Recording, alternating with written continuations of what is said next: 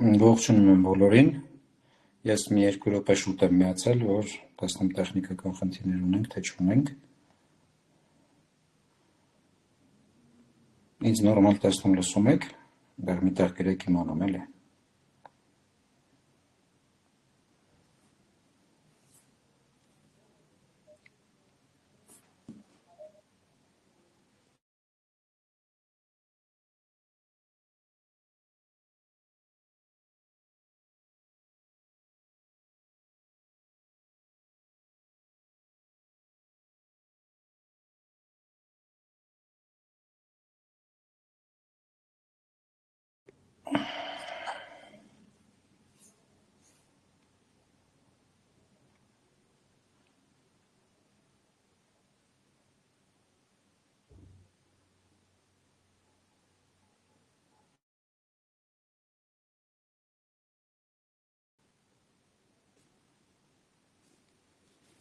Ես չկարացա կարդամ ժողովուրդն ինձ նորմալ տեսնում լսում եք, ինձ չաթը չերևաց, մի հատ խնդրում եմ գրեք էլի։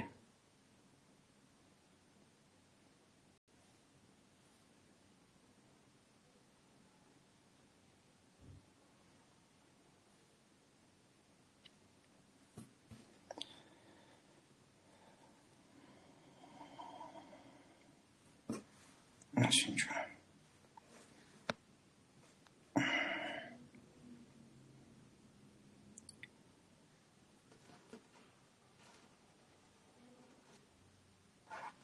Ահա։ Ողջույն Անի ջան, ես մի 2 րոպե առաջարկում եմ սպասենք, մեկ էլ խնդրել եմ, որ գրեն, տեսնենք մեզ նորմալ լսում տեսնում են, թե չէ, հələ ոչ եմ տեսնում, որտեղ են գրել, մի հատ հասկանենք ինչ է ու սկսենք։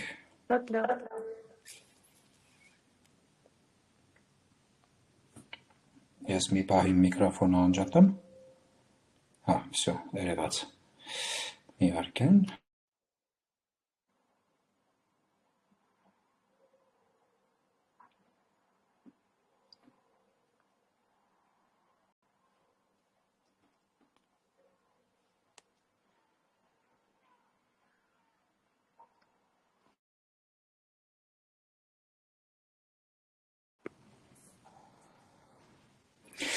Վсё,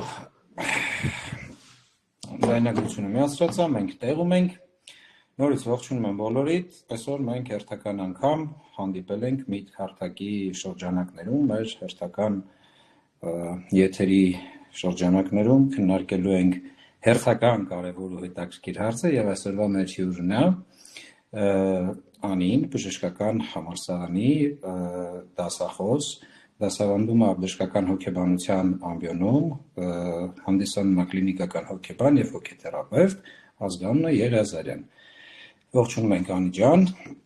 Ողջույն Ռաֆայել ջան։ Այսօր մենք պլանավորել ենք զրուցել կանացիության, ոնց որ ես սիրում եմ ասել, լավ աղջկա սինդրոմի եւ առհասարակ ինքնագնահատականի մասին։ Ու ոնց որ թե մեզ էլ նորմալ տեսնում ու լսում են, ու միանգամից առաջի հարցը։ Հենց սկզբից ասած անդրադառնանք ձեզ, ինչպես դուք եկաք հոգեբանության ոլորտ ու առհասարակ ինչպես ընտրեցիք հենց բժշկական հոգեբանությունը։ Այսպես ասեմ, շատ մի կողմից սպոնտան, մի կողմից շատ գիտակցված հոգեբանությունը որպես ապագա մասնագիտություն ընտրելը։ Այսպես մի քանի ամիս էր մնացել ընդունելության քննություններին ու ես մի օր արթնացա ու որոշեցի, որ ես հոգեբան եմ ուզում դառնալ։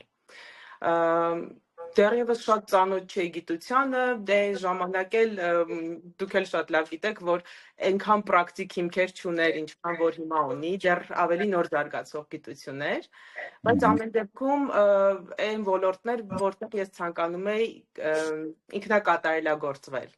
Հետո ուսումնառության ընթացքում արդեն գիտելիքներ ձեռք բերեցի, ավելի լավ ծանոթացա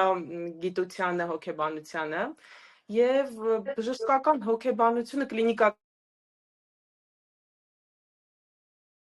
կլինիկական հոգեբանությունը որպես այլընտրանք ես չէի դիտարկում այլընտրանք կլինիկական հոգեբանությանը հարգելով մյուս ճյուղերը հոգեբանության դա այն ոլորտն է որտեղ ես ցանկանում էի կատարելագործվել եւ աշխատել այսպես Եվ շատ սիրում եմ իմ մասնագիտությունը Շատ լավ, իրականում այն ժամանակ ընտրել հոգեբանության ոլորտը որպես գիտակից որոշում, հիմնականում մարդիկ այն ժամանակ էլ հիմա էլ շատ-շատերը գնում են հոգեբանություն հենց իրանց այո, պատասխանները գտնելու, այն ժամանակ կատարել գիտակցված ընտրություն, դա այն ժամանակվա որ հոգեբանությունն այդքան, ասենց ասած, արտահայտված չէր կամ այդքան չէր բանարվում, ժողովրդի մեջ ինչի ես ու գիժ չեմ, ավելի շատ էր ու շատ գովելի է ու միանգամից արդեն կարամ երկրորդ հարցը տամ քանի որ ես էլի ոնց հասկացող նախապատրաստել եմ մի քիչ հարցեր ու առաջի հարցը որ ուզեի տայի համել որ մեր լսարանը ձեզ էլ մի քիչ ավելի sense ասած ճանաչի Եղել են ձեր կյանքում պահեր, երբ հենց դուք եք զգացել ինքնագնահատականի խնդիրներ եւ եթե եղել են, ինչպես եք կարողացել դա հաղթահարել, կարգավորել։ Եթե կարելի է իհարկե։ Հա, իհարկե, եղել են, լինում են եւ կարծում եմ կլինեն, ինչպես եւ ցանկացած մարդու կյանքում որովհետև ինքնագնահատական ինչ-որ այսպես հաստատուն կառույց չէ եւ կյանքի ընթացքում տարբեր իրավիճակներում կարող է ենթարկվել որոշակի ազդեցությունների։ Ունեցել եմ կյանքի որոշակի փուլերում խնդիրներ ինքնագնահատականի հետ եւ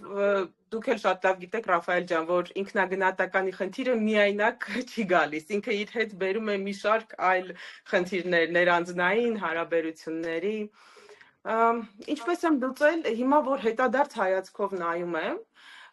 երևի թե օգտագործել եմ մաքսիմալ իմ ներքին ռեսուրսները եւ արտաքին ռեսուրսները։ Եվ ինչն է կարևոր, երբ որ ներսում չեմ հիմա, ես կողքից եմ նայում այդ իմ ապրած այսպես ճգնաժամային փուլերին, ես կարծում եմ, որ ինչ որտեղ նաեւ կոնստրուկտիվ է այդ ամենը։ Կոնստրուկտիվ արդյունք կարող ենք ստանալ որովհետև ցանկացած խնդիր հաղթահարելով մենք ավելի շատ հնարավորություն ենք ունենում ինքներս մեզ ճանաչելու, ինքներս մեզ տարբեր իրավիճակներում տեսնելու նոր հնարավորություններ ու նաև ինչու՞ չէ վերակառուցելու մեր հարաբերությունները արտաքին միջավայրի հետ Ես կարծում եմ ինձ շատ օգնել է իմ մտերիմ շրջապատի աջակցությունը եւ իմ ներքին ռեսուրսները, թե ինչպես ես կարող եմ օգտագործել իմ ուժեղ կողմերը հաղթահարելու համար։ Շատ լավ։ Իսկ տեսեք, օրինակ առօրյայում, հենց դեք ուզում եք պրակտիկայում էլ, առօրյայում էլ, շրջապատում էլ, թեկուզ եթե մասնագիտական ընտնենք մի կողմ, այսօր շատ կանայք են գանգատվում ցածր ինքնագնահատականից։ Հարց, ինչի է ինքնագնահատականը այդքան հաճախ կախված լինում շրջապատի կարծիքից։ Ինքնագնահատականը, օրինակ, եթե փորձենք բնութագրել կամ բնորոշում տալ ինչ է ինքնագնահատականը, Ինքնագնահատականը մեր ինքնագիտակցության մի մասն է, որը մեզ այսպես որի միջոցով մենք գնահատում ենք մեր հնարավորությունները, մեր կարողությունները, մեր արժեքները եւ դա իհարկե ազդում է մեր մտքերի, հույզերի, վարքի վրա եւ ընդհանուր մեր բարեկեցության վրա։ Եվ ինքնագնահատականը, քանի որ մենք սոցիալական էակներ ենք, ինքնագնահատականը չի կարող պայմանավորված չլինել արտաքին միջավայրով։ Մենք զարգանում ենք, ինքնագնահատականը սկսում է զարգանալ դեռևս շատ վաղ տարիքից, երբ որ մոտ 4 տարեկանից եւ հենց առաջին միջավայրը, որտեղ այն սկսում է ձևավորվել, միկրոմիջավայրը, դա մեր ընտանիքն է։ Ընտանիքում մենք տեսնում ենք որոշակի հարաբերություններ, մենք ստանում ենք որոշակի դաստիարակություն, այսինքն դաստիարակության որոշակի ոճերի ենք մենք առերեսվում, մենք ապահովություն կամ անապահովություն ենք զգում եւ հետեւաբար վերցնելով որպես հիմք այս ամենը եւ որպես այսպես ուսապարկ, մենք շարժվում ենք առաջ։ Դրա հիման վրա մենք սկսում ենք կառուցել մեր հարաբերությունները արտաքին, մակրո միջավայրի հետ։ Եվ շատ հաճախ այդ ինքնագնահատականը համեմատության մեջ է, չէ, ձևավորվում, օրինակ, չգիտեմ, ես ինձ համեմատում եմ ինչ-որ մեկի հետ արտաքնապես, ինտելեկտուալ ունակություններով, ձեռքբերումներով, եւ եթե այն վաղ մանկության տարիքից մի տեսակ խարխուլ են հիմքեր, հետագայում ես ավելի շատ խնդիրներ եմ ունենալու այդ համեմատությունների մեջ, ի վնաս ինձ։ Հասկացա։ Ու եթե մի անգամից այդտեղից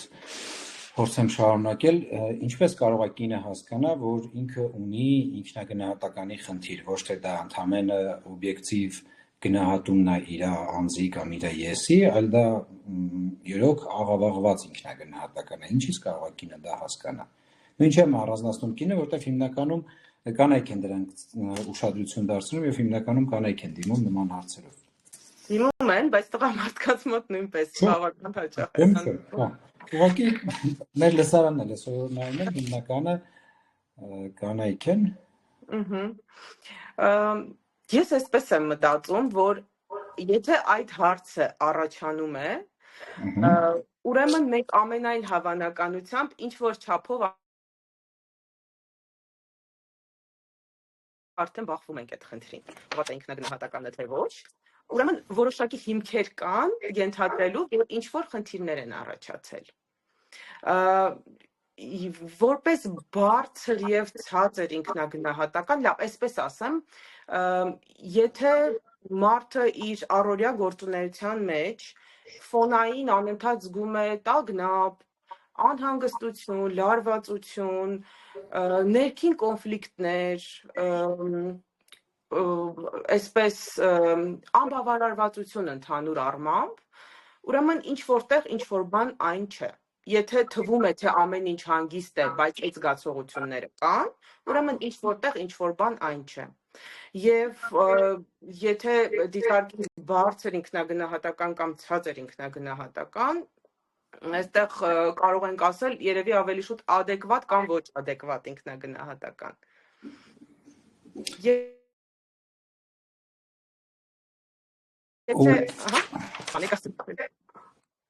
Իրականում ձեր ձայնը մեկ-մեկ ոնց որ կորի, հետո արագացած հետ է գալիս։ Ձերն էլ այդպես լինում։ Իմ մոտից է, թե ձեր մոտից է, բայց հետո ես տեքստը լրիվ լսում եմ, ժողովուրդ ջան, խնդրում եմ մեզ հուշեք, էլի ձեր մոտ ոնց է դուք նորմալ հասցնում եք, լսեք, կներեք Անի ջան, որ ընդհատեցի, բայց մի հատ հասկանանք։ Ինչ որ խնդիրներ կա, թե նորմալ լսվում է։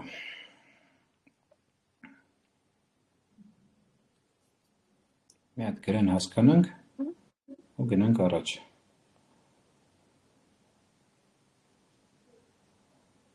Այնա գրում են, մի հատ գրեք տենանք։ Այդ կտրտելու պահը ձեր մոտ լինում է ժողովուրդ, թե դուք նորմալ լսում եք։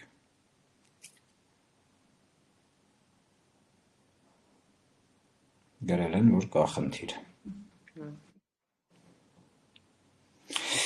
Լավ, ամեն դեպքում նորից հետ դառնանք, այ ասեցիք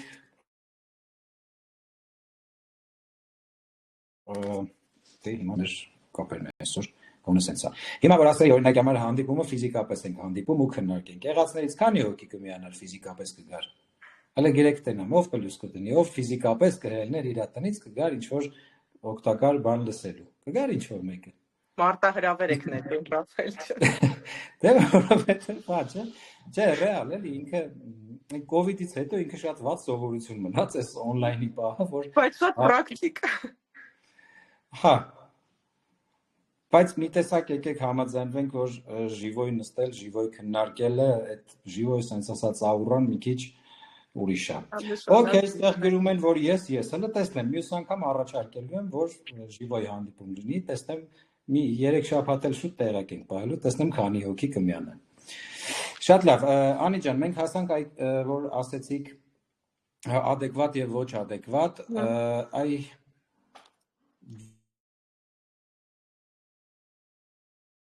նախ առաջին մի հատ եկեք որն է ոչ adekvat-ը կամ որն է ավելի շատ հաճախ հարցնում են, որն է ավելի վտանգավոր։ կոպիտ ասած շատ ցածր ինքնագնահատականը, թե այն որ ես վերջնեմ ու ոչ մի բան իմ աչքին չի երևում, որն է ավելի վտանգավոր հենց նույն ասենց ասած եսի համար թեկուզ, որն է այդ եսին ավելի շատ վնասում, որի հետ արժի ավելի շուտ աշխատել ու вообще ոնց տարբեր ենք դրանք։ Մի քիչ ընդհանուր պատկերացում մեզ տվեք էլի դրանց մասին։ Շատ լավ հարց էր, եթե այսպես կձևակերպեմ, համ շատ բարձր նավակ, համ շատ ցածր նավակ։ Ես եթե որակեմ այսպես, ունենք adekvat ինքնագնահատական, հիմա կասեմ ինչ կրիտերիա, ինչ չափանիշներով ենք դասակարգում adekvat-ը, եւ ունենք ոչ adekvat բարձր եւ ոչ adekvat ցածր։ Մեջերներում Անի ջան, մի բան խնդրեմ էլի, մեր լսարանի համար ես էլ բան չեմ հասկանում։ Մեր լսարանն էլ հաշվեք, որ մենք մասնագետ չենք, մեզ մի քիչ են տնավարի լեզվով ասեք, որ կարողանանք հասկանալ։ Մերսի շատ։ Այսպես սկսենք շատ ցածր ինքնագնահատականից։ Որն է շատ ցածր ինքնագնահատականը։ Մարդիկ, ովքեր ունեն ոչ adekvat, այսինքն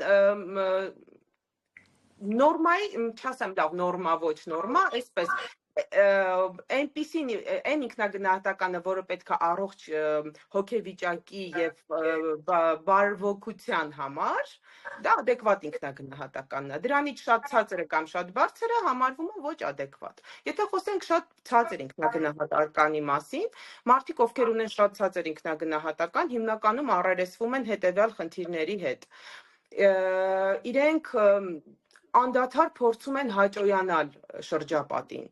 Այսինքն անընդհատ փորձում են ինչ-որ լավ բաներ անել այլ մարդկանց համար, որովհետև կա վախ կորցնելու մարդկանց վստահությունը եւ հարգանքը։ Սա կարող է լինել ինչ-որ ստերեոտիպ, դիրքորոշում, որ ես ինչ-որ մի բան պիտի անեմ սիրված լինելու համար։ Օրինակ փոքր ժամանակ իրան անընդհատ ասել են, եթե բարձր գնահատական չստանաս, մենք քեզ չենք սիրի, կամ եթե այսպես չլինի, դու էլ մեր աղջիկը չես կամ մեր տղան չես, անմեղ թվացող արտահայտություններ են, բայց կարող են բերել հետագայում բավական բարդ դիրքորոշումների ձևավորմանը։ Մարդիկ, ովքեր ունեն ցածր ինքնագնահատական, սովորաբար խուսափում են կոնֆլիկտներից։ Կոնֆլիկտներից ոչ թե բոլոր տեսակի կոնֆլիկտներից, այլ այնպիսի իրավիճակներում, որտեղ իրենք պետք է պաշտպանեն իրենց շահերը, որովհետև նախընտրում են լռել, քան առերեսվել խնդրի հետ, որովհետև էլի վախենում են կորցնել որոշակի դիրք, հարգանք եւ վախենում են այսպես շրջապատի կողմից մերժված լինել։ Անընդհատ կգտնվում շրջապատի հետ, որի արդյունքում միշտ արժեզրկում են իրենց։ Օրինակ, այս ինչի մոտ սա շատ լավ է ստացվում, բայց ինձ մոտ չի ստացվում, ես լավը չեմ, ուրեմն ես ունակ չեմ, եւ նման մտքեր։ Այսինքն այդ կպչուն համեմատությունները ժամանակի ընթացքում չեն անցնում, իրանք դառնում են ավելի ու ավելի խորը եւ ավելի վտանգավոր են դառնում այն առումով, որ ազդում են մարդու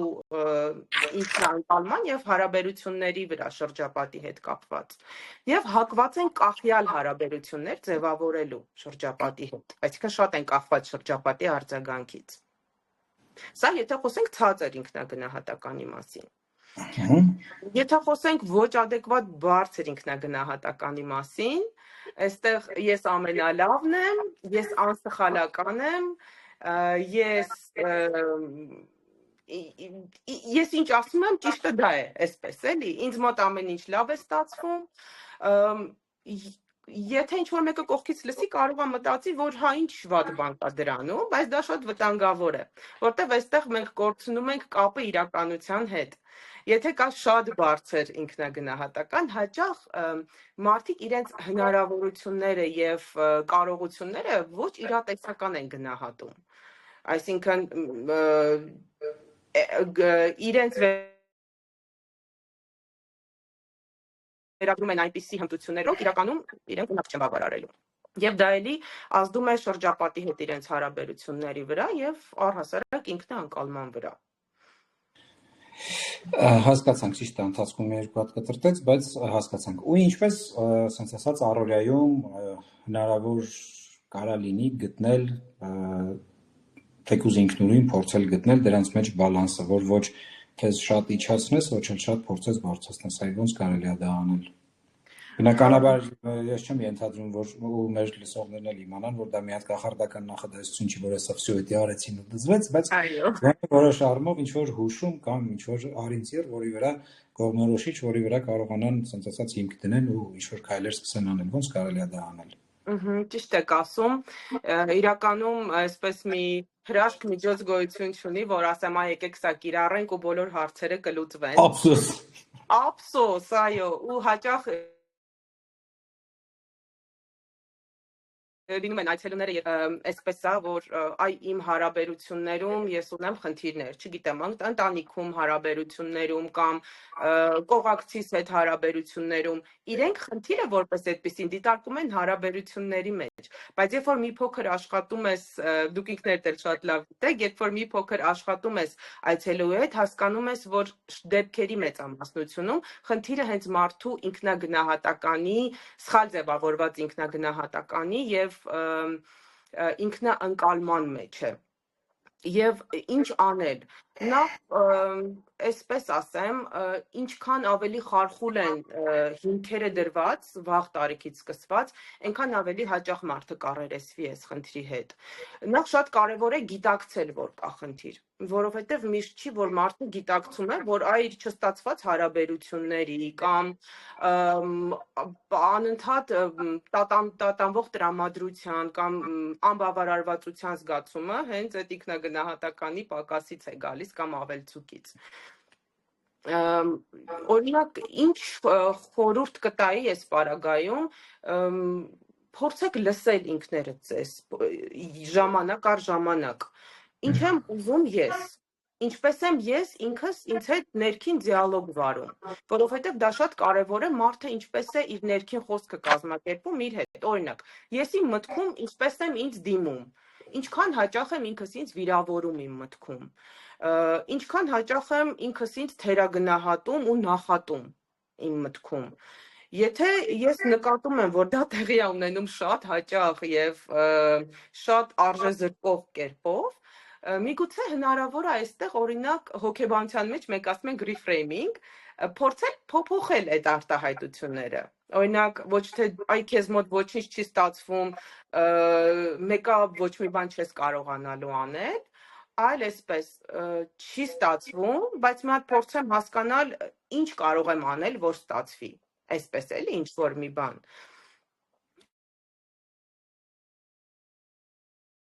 Հետո շատ կարևոր է նաև ճիշտ էլ քո եւ այլ մարդկանց միջև, որովհետեւ հաճախ օրինակ ցածր ինքնագնահատականի պարագայում այդ սահմանները լղոզված են։ Շատ դժվար է օրինակ ասել ոչ այն դեպքերում, երբ որ ինչ որ մի բան չես ուզում անել։ Այսինքն դու առաջնահերթություն ես տալիս ինչ որ մեկի ցանկություններին, պահանջներին, շահերին, միևնույն ժամանակ ի վնաս քո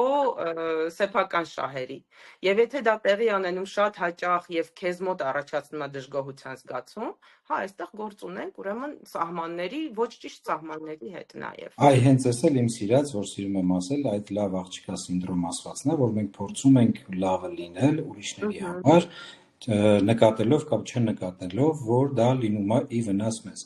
Բայց նախորդիվ դուք շատ լավ բան ասացիք, որ ես կուզեի, որ մեր լսողները իրենց համար առանձնացնեին ու կարա մի հատ նորից նորհու խնդրեմ մի քիչ ավելի կոնկրետ ոչ թե ոնց որ կոնտեքստի մեջ, այլ հստակ առանձնացված ասենք, պրակտիկ էլի, ինչից սկսել աշխատել հենց այսօր, ինչ կարան անեն այդ մի 5 րոպե այս ինչ որ ասացիք, որ ուշադրություն դարձնեմ, sense հստակ կետերով ասենք, որ իրենք իրենց մոտ կարողանան դա առանձնացնել, որ հենց այսօրվանից սկսած թեկուզ օրական մի 5 րոպե իրենք ժամանակ տրամադրեն ու այդ կետերով իրենք իրենց հետ sense ասած անցնեն, այդ ինչ որ թվարկեցիք, որ ինչքան հաճախ եմ ես այս ինչ բանն անում, այ խնդրում եմ մի հատ դրանք հստակ առանց ոչ թե ընդհանուր կոնտեքստի մեջ, այլ ոնց որ հստակ իրենց առաջարկների նման կետերով ասենք, որ իրանք էլ իրենց համար ֆիքսեն ու ինչի՞ չէ, նաև եթե կարիքն ունեն, օգտագործեն։ Մի այսպիսի բան կարող եմ առաջարկել, ես այդպես վարժություններ չեմ սիրում, բայց այսպիսի մի բան կարող եմ առաջարկել, օրինակ վերցնում ես թուղթ ու գրիչ, որ ավելի ակներով եւ ակնառու լինի քեզ համար, քո կյանքի տարբեր ոլորտները, ընտանիք, հարաբերություններ, ընկերներ, փորձում ես օրինակ գնահատել, վերցնեք 1-ից 10 բալային համակարգով, ինչքանով ես դու բավարարված քո կյանքի այս ոլորտներով։ Եվ համեմատում ես, օրինակ, ընտանիքում 8, ընկերական միջավայրում 7, անձնական հարաբերություններում 4։ Վերցնում ենք այդ ինչի է 4 ու փորձում ենք հասկանալ որպես վարժություն։ Ինչ եմ կարծում, ինչպես եմ ես կարծում, ինչ կարելի է փոխել այս հարաբերություններում, որպեսզի ես ինձ ավելի լավ զգամ։ Եվ այդ փոփոխվող կետերից քանիսը կարող եմ ես ինքս անել։ Եվ ինչա ինձ պահանջվում դա անելու համար։ Այստեղ ոնց որ ինքը որպես այդպիսին հրաշագործ մեթոդ չի, բայց հնարավորություն է տալիս գոնե հասկանալու քո խնդիրները որ ոլորտում են ավելի շատ արտահայտվում եւ որոնք են քո ռեսուրսները այդ խնդիրը լուծելու համար, որովհետեւ մենք կարող ենք ունենալ խնդիր, բայց նաեւ պիտի հասկանանք ինչ միջոցներ ունեն ես դա կարգավորելու։ Այսպես փոքր Այսինքն կարանք այդ նույն կետերի կողքը մի հատ էլ ավելացնենք, որ այ ոնց որ նշեցիք, որ ինչը ես կարամ փոխեմ, մի հատ էլ կարանք ավելացնենք, ինչը ինձ կարա օգնի այդ հարցում, ինչն է ինձ խանգարում, որ ես դա անեմ, կոպիտ ասած մի քիչ մեզ ինքներս կողքից նայենք ու փորձենք ոնց որ տենենք ինչ ռեսուրս կարանք օգտագործենք, ոչ թե ընկած այդ ավտոմատ հոսքի տակ տենց գնանք ու պրոստը բողոքենք։ Հա, հասկացա, շնորհակալություն։ Այ դուք նախորդ ձևակերպման մեջ ասացիք ինքնաընկալում։ Այդ ինքնաընկալում ասվածը մի քիչ պրակտիկայում ասվածը ո՞րն է։ Ինքնաընկալումը, եթե փորձեմ ավելի այսպես բացված ձևով ասել, իմ սեփական անձին տեսնելն է, այսպես ասած, սեփական անձը ընդունելն է իր թուլություններով, առավելություններով, թերություններով, շատ հեշտ է ասելը եւ շատ դժվար է անելը, ես դա հասկանում եմ։ Ինքնաընկալումը, այսպես, եթե մարդը կարողանում է հասնել առողջ ինքնաընկալման, ուրեմն եւ ինքնագնահատականի հետ խնդիրներն են լուծված եւ կյանքն է դառնում ներդաշնակ, որովհետեւ հաճախ մենք անում ենք ինչ-որ բաներ, բայց մենք չենք այսպես մի պահ կանգնում ու հասկանում, այդ մեր արածներից քանիսն են մեզ համար կարեւոր ու պետքական։ Այդ ամեն ինչը ես որ անում եմ, դրանք ինձ հրամցված են, թե ես դա ուզում եմ անել, կամ համեմատությունները, որոնց մեջ եւ ավելի փոքր եմ տեսնում։ Ինձ պետք է թե դրանք ուղղակի ստանդարտներ են, որոնք պարտադրված են ու ես պարտավորված եմ զգում դրանց համապատասխանել։ Ու նաեւ դրանք կարող են լինել ընտանիքի ակնկալիքները, շրջապատի մարդկանց ակնկալիքները, եթե X մարդ անում է, ուրեմն ես էլ դա պիտի անեմ, բայց ես միգուցե դա չեմ ուզում անել, բայց ես պարտավորված եմ դա անել։ Մանավանդ եթե փոքր ժամանակվանից ունեմ դրած այդ լավ աղջիկա sense ասած պրինցիպները կամ ոնց որ ասում են ուստանովկեքը կամ համոզմունքները, որ ես պիտի sense անեմ, որ ընդունված լինեմ։ Այո։ Ահա, հասկացա, շնորհակալություն։ Իսկ ինչ եք կարծում, այ շատ հաճախ կանանց ոնց որ մեղքի զգացումը իրանց պոչը լինի, ու չեմ ասում, չեմ գերընթանացնում, բայց շատ հաճախ ենք դա մենք տեսնում, որ մեղքի զգացումը ոնց որ պոչի նման կպած լինի կանանցից։ Ասես մեղքի զգացումը, չէ՞։ Հա։ Ինչ եք կարծում կամ ընդհանուր առմամբ ձեր տեսակետը ինչ է դա։ Մեղքի զգացումը, եթե փորձեմ բնութագրել, նո ներողություն ինքնագնահատականի տեսակետից նկատի ունեմ։ Դե առհասարակ մեղքի զգացումը այն վիճակն է, երբ ես անում եմ ինչ-որ մի բան, որը հակասում է իմ սեփական նորմերին կամ շրջապատի ընդունված ստանդարտներին, ակնկալիքներին։ Ու մեղքի զգացումը բնածին ինչ-որ մի որակ չի, մեղքի զգացումը ձևավորվում է սոցիալիզացիայի ընթացքում, հիմնականում 3-ից 5 տարեկանում սկսում է ձևավորվել։ Ու ինչ է տեղի ունենում այս ընթացքում։ Նաև ձևավորվում է մարդու ինքնագնահատ, սկսում է ձևավորվել ինքնագնահատականը, ինքնագիտակցությունը, Եվ այս փուլում մեզ սկսում են մատուցվել որոշակի դիրքորոշումներ, մշակութային դիրքորոշումներ, մշակութային այսպես օրենքներ, կանոններ, որոնք մենք Այս ազական չի։ Միանշանակ, որոնք դառնան դրանց կրողը։ Կարող է ընտանիքը ունի իր սեփական ինչ-որ ստանդարտները, որոնք էլի մեզ այսպես մատուցվում, պարտադրվում են։ Եվ մենք կամա թե ակամա դրանք վերցնում ենք։ Հետագայում եւ կան դեպքեր, որոնք օրինակ, հա, երբ որ կան ինչ-որ կրոնական խիստ օրենքներ կամ մշակութային խիստ օրենքներ, որոնք մենք ուզած-չուզած վերցնում ենք, եւ կյանքի ընթացքում, երբ որ հայտնվում ենք մի իրավիճակում, որտեղ մենք կամա թե ակամա չենք պահում այդ օրենքները, մեզ մոտ առաջանում է մեղքի զգացում այն կոնտեքստում, որ ես այնքան լավը չեմ, որ կարողանայի դա անել, վերջ հիմա իմ ընտանիքը ինձնից կհիասթափվի կամ ես չեմ համապատասխանում այն ստատուսին, որը ես պիտի ունենամ, եւ այսպես շարունակ։ Բայց իրականում, այսպես եթե նորից այն adekvat ոչ adekvatի տեսանկյունից դիտարկենք, մեղքի զգացումը բան չի, եթե ինքն ունի ամենակարևոր բանը կտրտեց։ Ամենակարևոր բանը կտրտեց։ Մեղքի զգացումը դա մեղքի զգացումը, բա ինչ ասեցի, լավ էսպես ասեմ, մեղքի զգացումը կարող է լինել նաև, ահա, ուզում եմ ասել, որ ինքը վատ բան չի որպես այդպեսին, առանց մեղքի զգացման սոցիումը չի կարող ձևավորվել, բայց երբ որ իրատեսական է, այսինքն ես արել եմ ինչ-որ մի վատ բան, օրինակ նեղացրել եմ իմ մտերիմին, ես մեղավոր եմ ինձ զգում, ներողություն եմ խնդրում եւ անցնում այն մեղքի զգացումը, բայց երբ որ մշուշոտ է այդ վիճակը, այսինքն ես մեղավոր եմ, բայց ես չգիտեմ ինչի համար եմ մեղավոր, եւ այդ մեղքի զգացումը ինձ ուղեկցում է ամբողջ պատանեկության եւ ամբողջ կյանքի ընթացքում, որովհետեւ ես անդադար գիտակցում եմ, որ ես իմ մշակութային օրինակ այդ պատվիրանները չեմ կատարում։ Եվ սա միանշանակ ազդում է մեր ինքնագնահատականի վրա։ Եվ այստեղ էլ շատ կարևոր է հասկանալ ու տարբերակել, որոնք են իմ սեփական մտքերն ու ցանկությունները եւ որոնք են այն այսպես դիրքորոշումները, որոնք ինձ պարտադրվել են եւ ինչքանով են դրանք ինձ պետք։ Հասկացա, շնորհակալություն։ Հիշեցնեմ, որ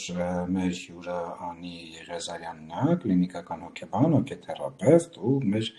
սիրելի Բժշկական համալսարանի բժշկական հոգեբանության ամբիոնի դասախոս, ու այսօր խոսում ենք մենք ինքնագնահատականի կանացիության, հեսա արդեն կանցնենք դրան եւ լավ աղջկա մասին։ Այ միանգամից տեսեք, որ ասեցիք, որ մեղքի զգացման հետ կապված, ու նշեմ նաև, որ Անիի մոտ խորհրդատվության կարող է գրանցվել հենց միտք հավելվածում, ինքը մեր վստահելի մասնագետներից է, իր մասին ողջ ինֆորմացիան կարող եք հավելվածում գտնել, ծանոթանալ իր ազատ ժամերին ու գրանցվել խորհրդատվության ու քննարկել ձեր հարցերը։ Ու Անի ջան, մենք խոսեցինք այ որ դուք պատմում էիք, որ ես մտածեցի, որ ես սենց եմ, ես նենց եմ, ես սենց պիտի չանեի, ես նենց արեցի, այ ինքը ոնց որ ավտոմատ ինձ հիշեցրեց մի հատ շատ տարածված տերմինի հետ, ու ժողովրդի համար էլ շատ տարածված տերմին, այդ որ ասում են ներքին կրիտիկ։ Ու ինքնագնահատականի, ասենց ասած, մեծագույն խնդիրներից մեկը կարելի է ասել, այդ ներքին կրիտիկ ասվածն է։ Ինչպես դադարել մեզ ամեն, որտեղ շատ հաճախ լինում է, որ ամեն մանրուքի համար ենք մենք այդ անում, հատկապես երբ որ նախեց որ ես ոնց որ սիրում եմ ասել քլունգ առած ինքը իր հետևից ընկածա որ մի բան լինի դրա համար իրան քլնգի ինչպես դադարել ասենց ասած այդ կրիտիկան այդ աշճանի անել կամ այդ ներքին կրիտիկի բերանը ինչպես փակել եւ միանգամից հարցն ասեմ դուք ընդհանուր կոնտեքստով ասեք կարելի է արդյոք ներքին կրիտիկին ոչ թե իր հետ կռվել փորձել իրան հաղթել այլ փորձել իրան ոնց որ դարձնել գործընկեր ու իր հետ ընկերություն անելով ընդհանուր երկուսով աշխատել ճակերտավոր ասած երկուսով աշխատել մեր ավելի լավ լինելուն ուղղված այդ ինչ որ ասեցիք, այդ մեր վերջնանպատակն է, որ իսենց ամենալավ իդեալական վիճակն է, ցավոք սրտի այդ որ ասում եք, այդ քլունգը վերցրած ինքներս մեզ քննադատում ենք, այո, դա շատ հաճախ է տեղի ունենում։ Իրականում ինքնակննադատությունը վատ բան չի եւ ըստ օրինակ համաշխարհային առողջապահական կազմակերպության չափորոշիչների առողջ հոգեկանոտ մարդը պիտի ունենա ինքնակննադատություն, բայց հաճախ այդ ինքնակննադատությունը բայց առանց այն քլունգի Այո, դառնում է ինքնախարազանում, արժեզրկում սեփական անձի եւ հետևաբար, երբ որ մենք անդադար մեզ արժեզրկում ենք եւ խարազանում ենք, մենք այդպես էլ մեզ մատուցում ենք շրջապատին։ Եվ ինչպես որ մենք ենք մեզ վերաբերվում, ցավոք սրտի շրջապատն էլ է սկսում մեզ այդպես ընկալել։ Այդ եւ կարա լինի դրա հակառակը, երբ որ բացակայում է ինքնակնդատությունը, օրինակ շատ բարձր ինքնագնահատականի դեպքում, ի դեպ շատ բարձր ինքնագնահատականը հաճախ մի հատ տերմինը պիտի ասեմ Ռաֆայել ջան, ներողություն, հիպերկոմպենսացիա է, գեր փոխհատուցում է ցածր ինքնագնահատականի, այսինքն որպիսի ես կարողանամ դառնալ ավելի ուժեղ եւ ցույց չտամ իմ թուլությունները, ես այդ շատ խոցելիությունս դարձնում եմ անխոցելիություն եւ դառնում եմ նարցիսիզմի դասական, նարցիսիզմը կարելի է ասել դրա դասական օրինակը։ Միանշանակ։ Եվ այդտեղ էլ դառնում է ինքնաքննադատության բացակայություն։ Ներքին այդ քրիտիկին,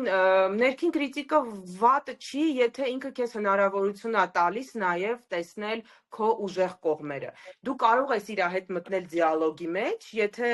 օրինակ, հա, միտք է գալիս, որ չգիտեմ,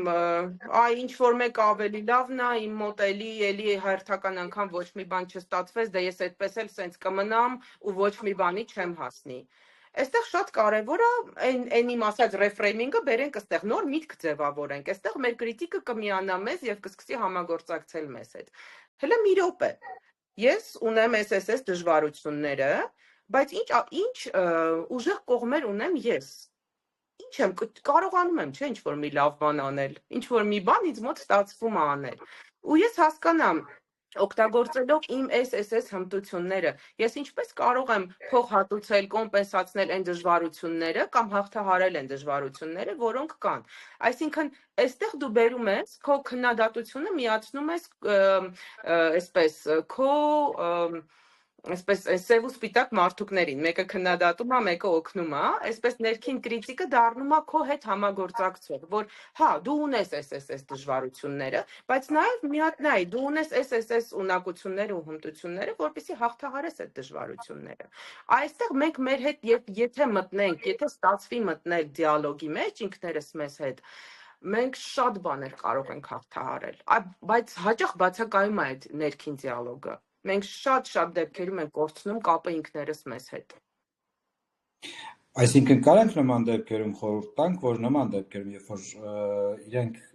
թեկուզ մեր հետևորդները իրանց բռնացնեն sense ասած այդ այնց մտքերի վրա, որ ես sense եմ, ես նենց եմ, վերցրեն թող դու գրի, չէ։ Մի հատ գրեն, որ դու sense ես, դու նենց ես, դիտարկեն դա, որ այն քլնգողն է տենց բաներ ասում եւ փորձեն թեկուզ որպես sense իրանց դատապաշտպան Այո։ Փոքրին դրական կողմերն էլ տեսնեն ու պլյուսներն էլ տան, որովհետև այդ նույն քրիտիկը ոնց որ հասկացան կամ այն որ քլունգը ձեռն է, ինքը մենակ մինուսներն է տալիս, փորձենք մենակ դա չգրկենք ու ինչ որ պլյուսներ էլ տեսնենք, հետո վերջում վերաձևակերպենք միտքը, օրինակի համար որ հա ճիշտ է, այսիշ բանը իմը չի ստացվում, բայց դա նշանակում է, որ լալա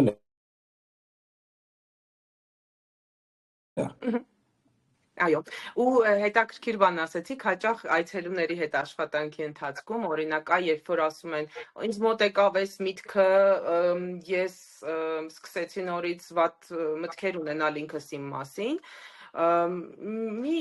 հետաքրքիր բան եմ ասում, որ երբ որ դու սկսում ես ինքդ քեզ անդադար խարազանել ու քննադատել, դու փաստացի անում ես այն ամենը, ինչ որ չես ուզի, որ ուրիշ մարդիկ քեզ հետ անեն։ Դու քո ներսում քեզ այնքան ես ցավացնում, որքան որ չէիր ուզի կողքի մարդիկ ցավացնեն։ Արի դրա փոխարեն սկսի ինքդ քեզ քաջալերել, ինքդ քեզ աջակցել, ինքդ քեզ ուրիշ կողմից նայել, ինքդ քեզ նայել սիրող աչքերով։ Երբ որ դու ինքդ քեզ նայում ես սիրող աչքերով, այդ ներքին քրիտիկը դադարում է այդքան վատը լինել։ Ինքը սկսում է քեզ օգնել։ Այստեղ միանգամից մի հատ հարց, որ կարծում եմ շատերի մոտ կառաջանա, հետևորդներից, որ միանգամից այդ հարցին պատասխանի, բայց ինքդ քեզ հույս տալ։ Ինքդ քեզ հույս տալ, որպես հոգեբանական մեխանիզմ շատ դեպքերում կարա օգտակար լինի, բայց դա պիտի լինի ռեալիստական։ Պիտի գնահատել ինչքանով է իրատեսական։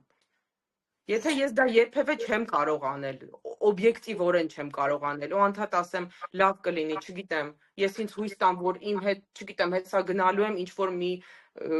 մեծ գումար գտնեմ կամ մեծ կտոր ոսկի գտնեմ, պրիմիտիվ օրինակ եմ բերում, ու ես անդադ ինձ հույս տամ, որ դա կլինի, դա չի լինելու, դա դառնում է ոչ իրատեսական։ Բա ուր մնաց տիեզերքը, այս ռետորական հարցեր։ Այսինքն ի պատասխան ձեր հարցի, չէ, դա այսինքն կամ ավելի կոնկրետացնեմ, ոչ թե ի պատասխան, կամ ի պատասխան իմ հարցի, կամ ավելի կոնկրետացնեմ ձեր պատասխանը, չէ, դա ինքնախաբեություն չի, որովհետև այն հակառակ պլյուսները գրելուց մենք դա փաստացի բաներ ենք գրում։ Այո։ Շատ լավ, թե ուրեմն մի քիչ sense ավելի բանանող հարց, մի քիչ ավելի կմճտող հարց, այդ որ ասում ենք կանացիություն։ Շատ ասում են կանացիության խնդիր, կանացիություն, այդ կանացիությունը այդ ո՞րն է, այդ սիրուն շորիկներն են, մակիաժն է, թե ինչ-որ ուրիշ բան է։ Կանացիությունը շատ դժվար է բնորոշում տալ կանացիությանը, որովհետև ինքը ունի շատ ասպեկտներ, շատ այսպես բնութագրիչներ։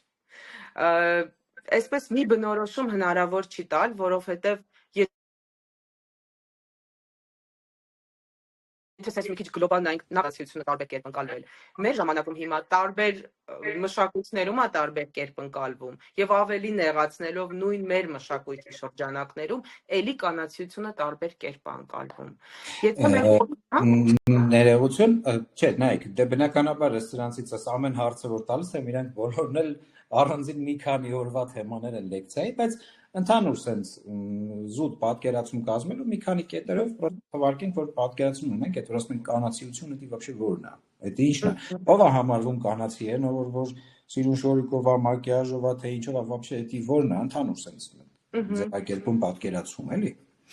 Ես կարծում եմ կանացիությունը դրսևորվում է այն ժամանակ, երբ որ դու այն ինչ որ դու համարում ես կանացի, դու իրապես համարում ես կանացի։ Օրինակ, ինչ որ մեկի համար դրանք կարող են լինել այդ ձեր ասած մեյքափը, շորիկները, աքսեսուարները, ինչ որ մեկի համար կարող է լինել միտքը եւ հուզականությունն արժեքներ, բայց շատ կարեւոր է որ դրանք լինեն քոնը եւ դու այդ ամեն ինչի մեջ քեզ հարմար զգաս։ Օրինակ, եթե դու հագնում ես այդ նույն շորիկները, որովհետեւ քո ընկերական միջավայրում դա համարվում է կանացի, բայց դու քեզ ստիպելով ես հագնում այդ շորիկները, ես կարծում եմ դա կանացիության հետ ոչ մի աղերս չունի։ Ու ստեղ միանգամից էլի հարցը առաջանում այն նախորդ մեր քննարկածների հետ, այդ որ ասեցիք պիտի, այն որ ասում էինք լավ, աղջիկը պիտի։ Այ ինչպես դադարել այդ պիտիի դերը կամ այդ լավ աղջկա դերը խաղալը եւ որ ես պիտի ուժեղ լինեմ, ես պիտի սենց լինեմ, ես պիտի նենց լինեմ, այդ դերից ոնց փորձել դուրս գալ ու միևնույն ժամանակ ինքդ քեզ էլ չքլնգել, որ դա կանացի չէ։ Որովհետև կինը պետք է։ Այո։ Եվ դա նրան ասել են փոքրուց, կինը պետք է։ Ընտանիքում, այո, ինչպիսին պետք է լինի կինը, լավ աղջիկը պտի։ Այո։ Իրարով ասեմ, էլի։ Իրականում դերից։ Հա, Էլի բնականաբար էս շատ մի հատ երկար լեկցիա է, եկաթերապևտիկ պրոցես է եւ այլն, բայց կարճ ընդհանուր սենց էլի։ Այստեղ շատ կարևոր է գիտակցել ինչի համար է ինձ դա պետք։ Ինչի օրինակ, որտեղ շատ դժվար է գալ այդ կետի, որպեսզի մտածել ինչի համար է ինձ դա պետք։ Օրինակ լավ, սա կանացի է։ Ես ինձ լավ եմ զգում այդ հագուստի մեջ կամ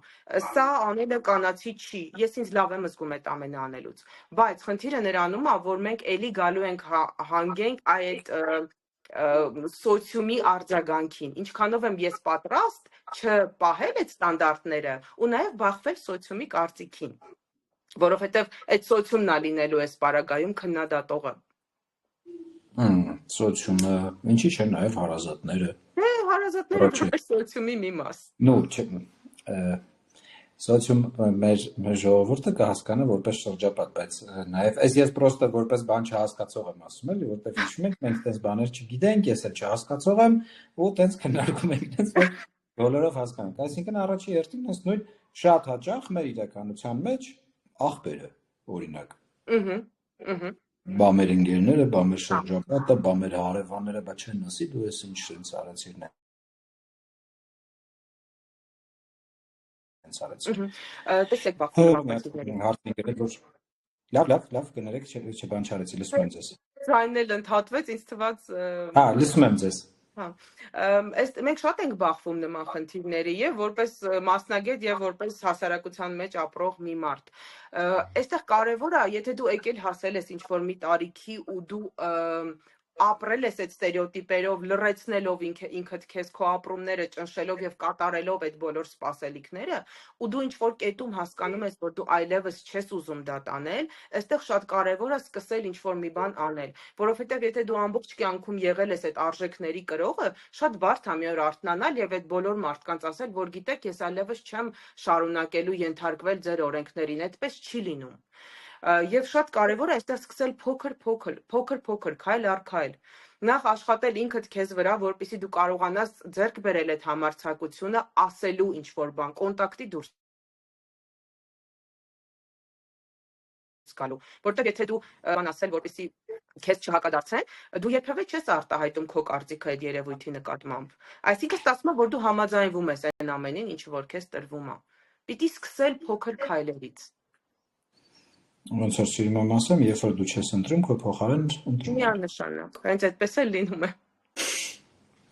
Ստեղ ինձ անձնականով են հարց գրել, ոչ թե խմբի մեջ,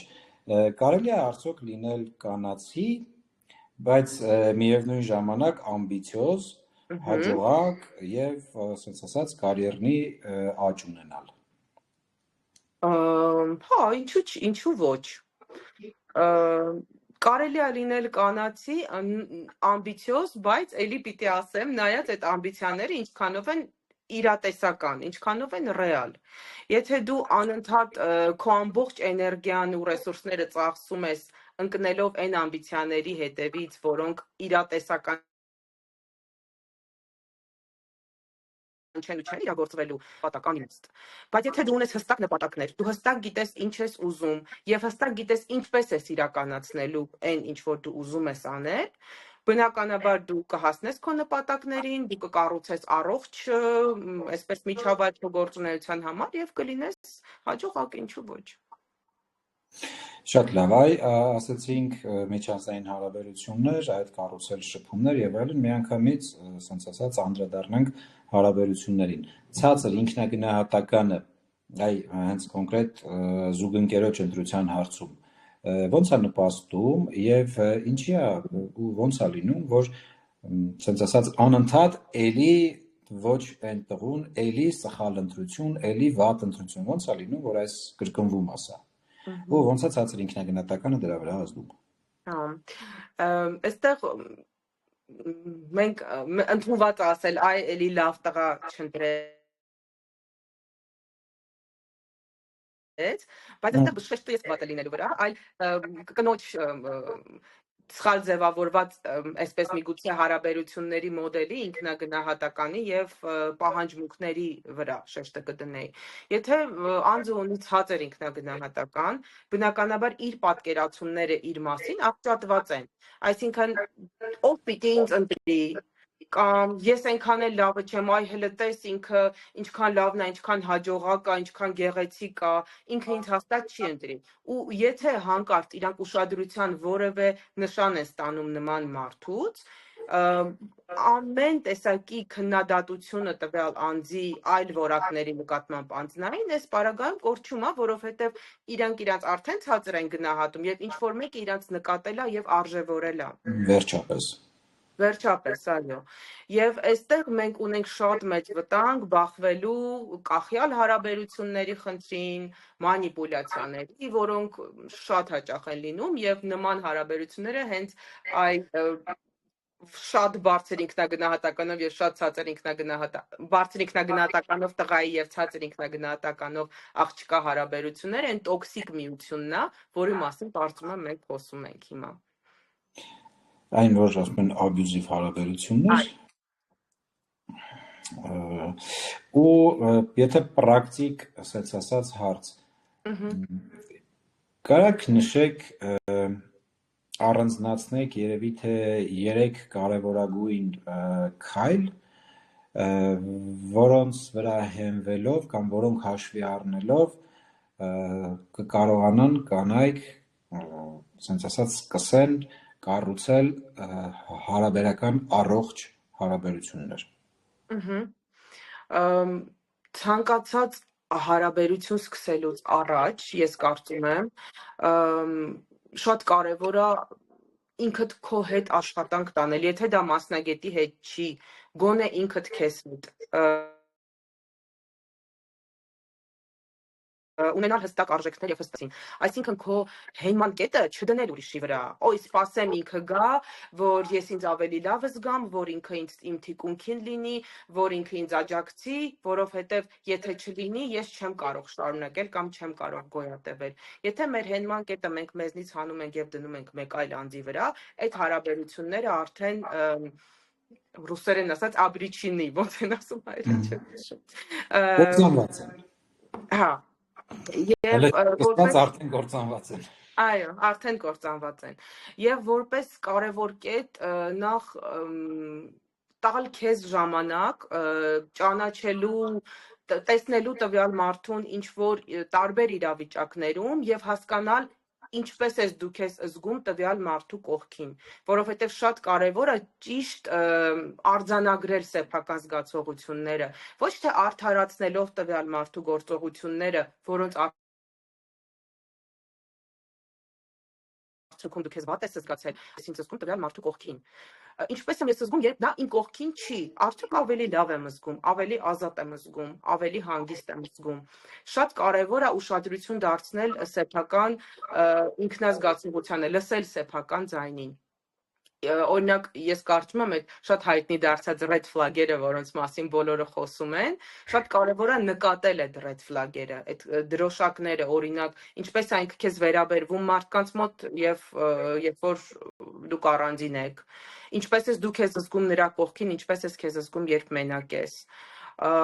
ինչպես ես տեսնում ձեր հարաբերությունները, ինչ կփոխեիր ձեր հարաբերություններում կամ ինչը կբարելավեր ձեր հարաբերություններում։ Սրանք շատ կարևոր հարցեր են, որոնք պարբերաբար որոնց պետք է անդրադառնալ։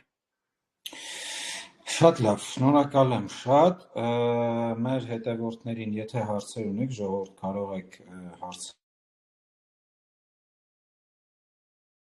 գրել,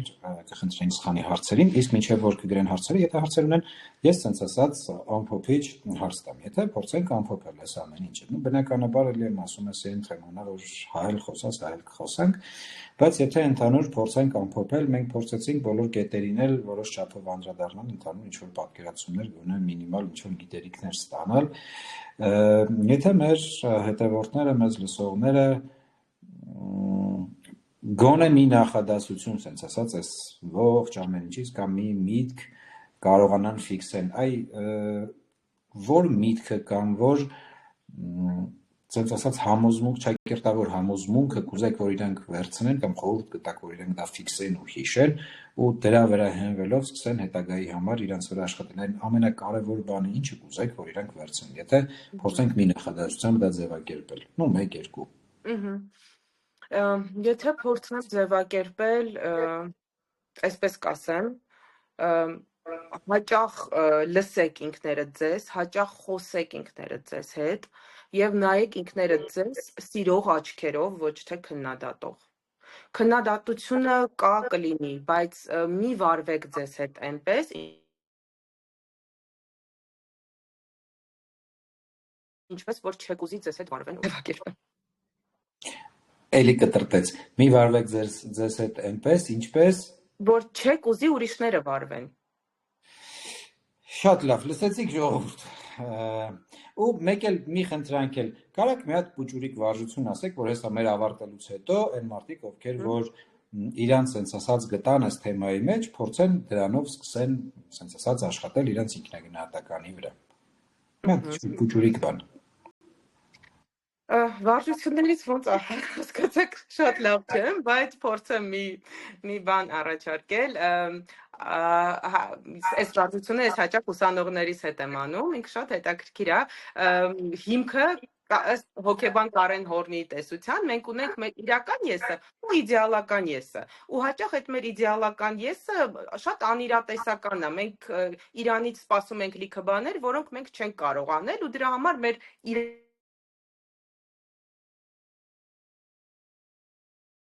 իրական եսի ինքնագնահատականը իրանում։ Վերցնում ենք թուղթ, բաժանում ենք 3 մասի, դες 3 սյունակների։ Մեկը կլինի իրական եսը, մեկը մեր կարծիքով ինչպես են տեսնում մեզ շրջապատի մարդիկ, եւ երրորդը կլինի մեր իդեալական եսը։ Ու փորձում ենք, այստեղ նկարչական ունակությունները բացարձակ կարևոր չեն։ Ինչ որ սիմվոլիկ կերպով, օրինակ, գիտեմ, ծառ, կամ սրտիկ, ինչ որ մի բան, պատկերել ոնց եք ձեզ տեսնում ձեր իրական եսը։ Հետո էլի ինչ որ սիմվոլով պատկերել, թե ինչպես են ձեր կարծիքով ձեզ տեսնում շրջապատի մարդիկ, եւ երրորդը իդեալականը ինչ որ սիմվոլ, որը կբնութագրի ձեզ որպես իդեալական։ Եթե սիմվոլներով շատ դժվար է, կարելի է նաեւ, չգիտեմ, բնութագրիչներով գրել։ Այստեղ շատ կարևոր է վերջում ինչ ենք մենք ստանում, հա, երբ որ այդ իրական եսը, այդ մեզ կողքի աչքերով եսը եւ իդեալական եսը, մենք այստեղ ունենք ինքնագնահատականի խնդիր, եւ սա մեզ հնարավորություն կտա հասկանալու, օրինակ, ինչ ունի այդ իդեալական եսը, որ չունի իմ իրական եսը։ Ինչքանով է դա ինձ պետք, կամ եթե պետք է, ինչ կարող եմ ես անել դա ունենալու համար։ Չի կախել, չէ՞, վсё։ Որտե կախել է խոսքը վсё։ Վсё։ Ես տեղ նայեցի, շատ շնորհակալություն։ Փորձեք ժողովուրդ, փորձեք, տեսեք ինչ է ստացվում, ու էլի եմ ասում, ինքնագնահատականը դա մի նախադասության կամ մի հատ բան չի, որ այդ կնոպկեն սխմենք տնանք վայ ես էդի ունեմ կամ ես էդի չունեմ, բայց ամեն դեպքում ինքնակրթումը եւ այդ նույն ձեր եսի մասին հոգ տանելը դա շատ կարեւոր ու շատ լավ բան է, կարա դուք էլի ունենաք adekvat ինքնագնահատական եւ շարունակեք ձեր եսի մասին հոգ տանել։ Ոնց որ ես սիրում եմ ասել, որ մեկ այցելուներն ասում են լսի դու երեք լողացել ես, հա, այսօր լողացել ես, հա, վաղը լողանալու ես, հա, խի, այդ ինչի ֆիզիկական մարմնի մասին մենք ամեն օր հոգ տանում ենք, ամեն օր այդ ֆիզիկական մարմնի հիգիենան մենք պահպանում ենք, իսկ հոգեկան մարմնի հիգիենան տենց ուզում ենք մեր լվացվենք ու վсё, չէ, դες չի լինում։ Ասեմ ավելին, ֆիզիկականին ավելի հեշտ է, որտեղ ինքը տեսանելի է։ Այո։ Իսկ հոգեկանը այդ առումով շատ բարդ է։ Դրա համար եւս մի անգամ շնորհակալություն Անիին, որ մեզ այսօր իր գիտելիքով ու փորձով կիսվեց ու հնարավորինս էլի փորձեցինք մի քիչ ձեզ ինֆորմացիայով ավելի տենց ասած կրթել, հա, չեմ ուզում այդ բառը օգտագործեմ, բայց երևի տենց ասեմ։ Ու իմ խնդրանքը ու դիմումը ձեզ, շո, զբաղվեք ձեր եսով, զբաղվեք, այն առօրյա բաները, ուրիշները, ինչ կմտածեն իրանք, ինչ կանեն, ոնց կանեն, ձեր կյանքն է, դուք եք այդ ամեն ինչը զգում, դուք եք այդ ամեն ինչը ապրում, որ դառակ, չգիտեմ, 80 տարեկան 20-ները 70 տարեկան, 70-ները 90 տարեկան, ոչ մեկ չի գալու ձեզ ասի ակնկալիքներին, շնորհակալություն, որ քո կյանքը նվիրեցիր ինձ։ Չէ, ոնց որ խորհուրդ տվեց մեր Անին, ավելի հաճախ լսեք ինքներդ ձեզ, ավելի շատ հարգեք ձեր ցանկությունները, ձեր կարիքները։ Կարիքի դեպքում էլ Անին մեր միտքի հավելվածում կա, դիմեք, սիրով ինքը ձեզ կօգնի։ Հարցեր մեզ չեն գրել, այդքանով ավելի լավ։ Շնորհակալություն Անի ջան։ Ձեզ նույնպես։ Դեռ անպայման կհանդիպենք ավելի մանրամասն ինչ-որ թեմաների, մենք կընտրենք ավելի մանրամասն, արդեն ոչ թե սենց ընթացիկ ընդհանուր կխոսանք, այլ կոնկրետ ենթադրենք մի օր կվերցնենք այն, որ ասենք դա առանձին մի հատ թեմա է, կհարմարեցնենք հետագայում սա շարունակական պրոցես է լինելու, մեր հետևորդներն էլ շարունակեք հետևել, տարածեք, որ ձեր ընկերներն էլ, ընկերուհիներն էլ կարողանան միացնել, որտեղ մենք փորձում ենք հնարավորինս սենց ասած օգտակար լինել ձեզ։ Շնորհակալություն բոլորին, բարի գիշեր, լավ հանգստյան օր։ Ձեզ Ռաֆայել ջան, բարի գիշեր բոլորին։ Շնորհակալ եմ, ստացություն։